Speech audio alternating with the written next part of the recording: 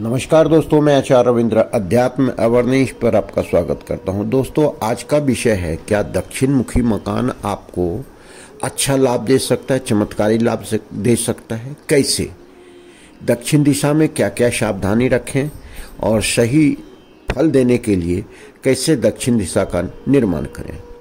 हम देखते हैं कि दक्षिण दिशा का जो क्षेत्र है इसमें कौन से तत्व हैं, इनके ग्रह कौन से हैं, इनके देवता कौन से हैं और फिर इनके तत्व के कलर कौन से हैं।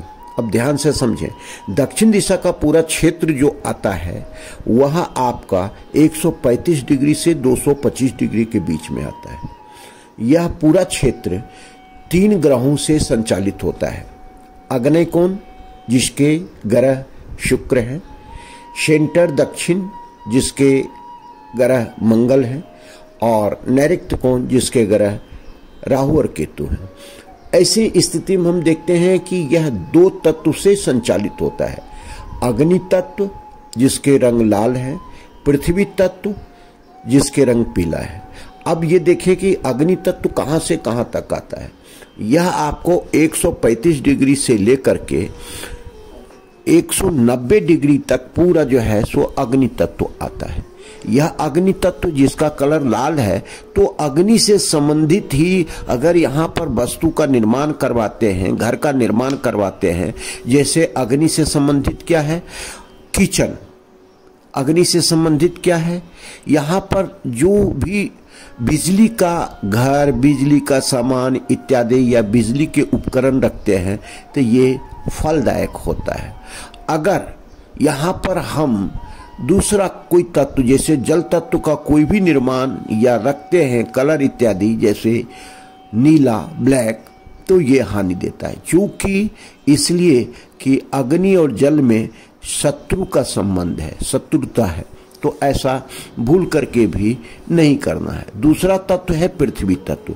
पृथ्वी तत्व जिसके कलर पीले हैं, यहाँ जो ये रिलेटेड है कि आपकी स्थिरता के, आपकी स्टेबिलिटी से, आप में जैसे कहते हैं ना कि इसका जड़ बहुत मजबूत है। जड़ कहाँ मजबूत होता है, पृथ्वी तत्व में होता है।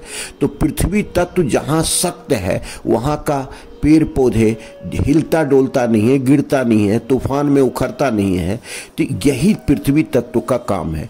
यह रिलेशन को भी मजबूत करता है, मजबूत करने का काम है। चाहे आर्थिक स्थिति की मजबूती हो, चाहे रिलेशन सामाजिक स्थिति की मजबूती हो, आपके रिलेशन से संबंधित मजबूती हो, आपकी स्किल से संबंधित मजबूती हो, यही क्षेत्र देता है। अब हम इसमें निर्माण के वक्त में कुछ सावधानियां रखें। वास्तुशास्त्र के अनुसार बताया जाता है कि दक्षिण मुखी क्षेत्र में कम से कम खिड़कियां रखें, अर्थात नहीं के बराबर खिड़की हो। यहाँ का दीवार मोटा हो।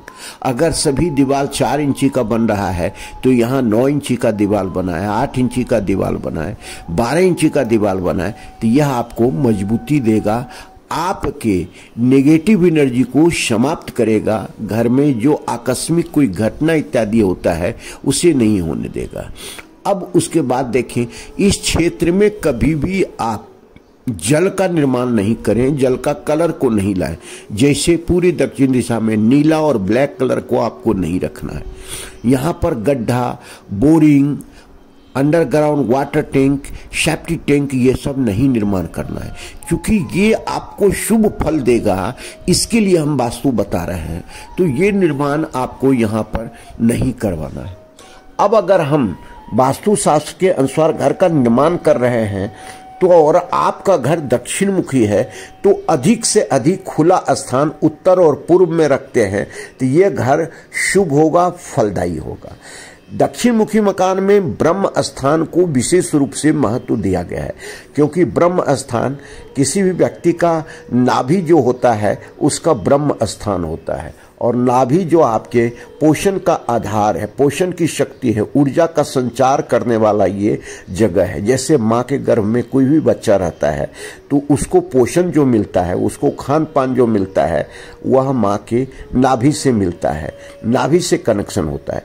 तो इसी तरह हम देखते हैं कि कैसे बच्चे के नाभि से सारा भोजन चला जाता है। तो यह जो है यहाँ पर कभी भी लिफ्ट नहीं बनाए, सावधानी रखना है।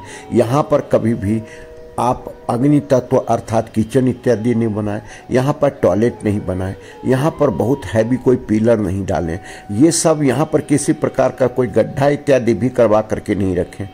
तो ये सब चीज़ सावधानियाँ आप रखते हैं तो दक्षिण दिशा मकान क्यों नहीं आपके लिए शुभ फल दे सकता है, अति शुभ फल देगा। अब निर्माण के वक्त में थोड़ा सा ध्यान रखने की आवश्यकता है कि वास्तु के अनुसार ही घर का निर्माण करें। किचन अग्नि क्षेत्र में जाना चाहिए तो अग्नि क्षेत्र में बनाएं। जल का स्रोत आपका जल तत्व में जाना चाहिए, जैसे ईशान कोण के आसपास अगर आप जल स्रोत बना लेते हैं, बोरिंग या अंडरग्राउंड वाटर टैंक, तो ये आपको फल अच्छा देगा। अब हम आते हैं कि वास्तु शास्त्र के अनुसार अगर आपने घर बना भी लिया तो घर में नकारात्मक ऊर्जा का प्रवेश नहीं हो, और अगर नकारात्मक ऊर्जा है तो उसका उपचार हम क्या कर सकते हैं। सबसे पहली बात है कि घर की पूरी सफाई ढंग से करवाएं, कोई भी कबाड़ कूड़ा इत्यादि घर में नहीं हो, गंदगी नहीं हो, कहीं धूल नहीं हो। अगर कोई टूटा फूटा है सामान उसको बाहर फेंक दें, सही ढंग से सामान को रखें और अस्त व्यस्त नहीं होना चाहिए। ये घर की वास्तु को आपको व्यवस्थित करना आवश्यक है, क्योंकि घर की वास्तु ही आपको नेगेटिव ऊर्जा देता है और नेगेटिव ऊर्जा आपके जीवन में कई प्रकार की समस्या को लेकर आता है। तो यह वीडियो बहुत इंपॉर्टेंट होता है, इसे ध्यान से इसका उपयोग करके जीवन में आप लाभ ले सकते हैं। धन्यवाद। फिर मिलते हैं दूसरे वीडियो में। इससे भी अधिक ही दक्षिण मुखी मकान आपका अति शुभ होगा, अति शुभ होगा। इसमें रखे 6 बात